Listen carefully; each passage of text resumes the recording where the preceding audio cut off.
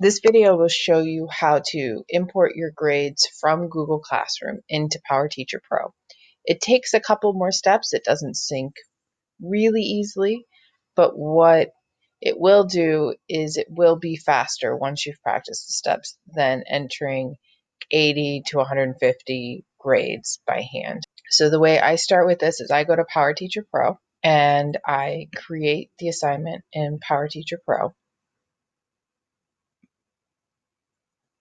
And then you can go into the assignment. So once you're in the assignment, you're going to come all the way over to the right at the top, and you're going to click the gear setting. And from the gear setting, you're going to click Export Scores Template. You'll notice that the file has appeared down in the left-hand corner of your browser. From here, I always like to click the arrow and show it in folder, because right now it's in my downloads. So if you're on a work laptop, it's not going to be backed up.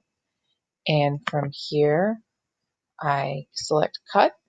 I go to my file stream, my drive, and here I right click and then click paste. And now it's saved in my Google file stream, so it's backed up.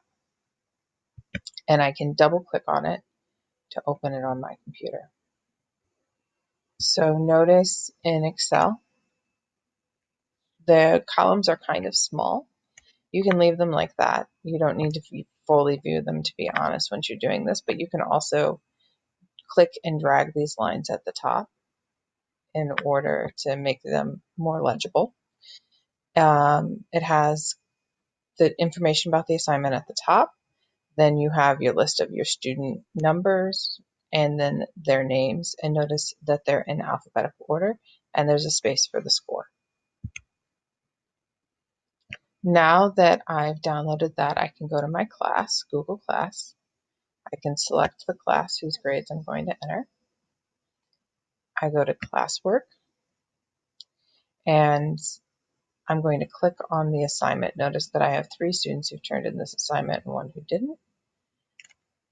Their grades are going to be right here. Notice again that they're in alphabetical order except for the student who's missing the assignment. So I can come here and give him a 0. And now before I export the grades, I actually have to return them to the students. So I'm going to click the checkbox next to all students, and then I'm going to click return.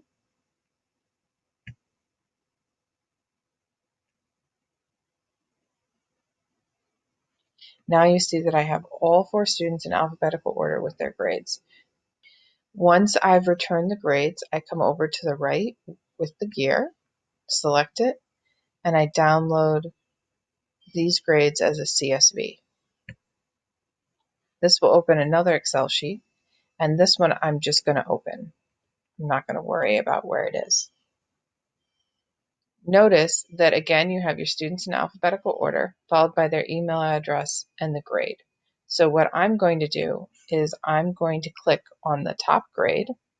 I'm going to hold the Shift key on my keyboard, and I'm going to use the down arrow to select all their grades. And if you have 100 students, you just hold the down arrow and it'll scroll all the way down. You're then going to right click and select copy. Notice that it has the green lines going around in a circle. This means that it's been copied to your clipboard. You then switch over to the Excel sheet from PowerSchool. Click the top score cell, right click, and paste. Now all of your grades will be lined up alphabetically next to the students' names. You're going to save this file, so I hit Control S to save it. You're going to come to PowerTeacher Pro and hit the gear up in the right-hand corner, and then Import Scores. From Import Scores, you're going to select Browse Files. You'll go back to your Google Drive, click My Drive, and you'll have your sheet there. Click Open. It's been uploaded. So now I'm going to click next. Don't worry about these triangles. As long as there are none by your student names, you're good. You click import, and then all of your grades are going to be imported for that assignment.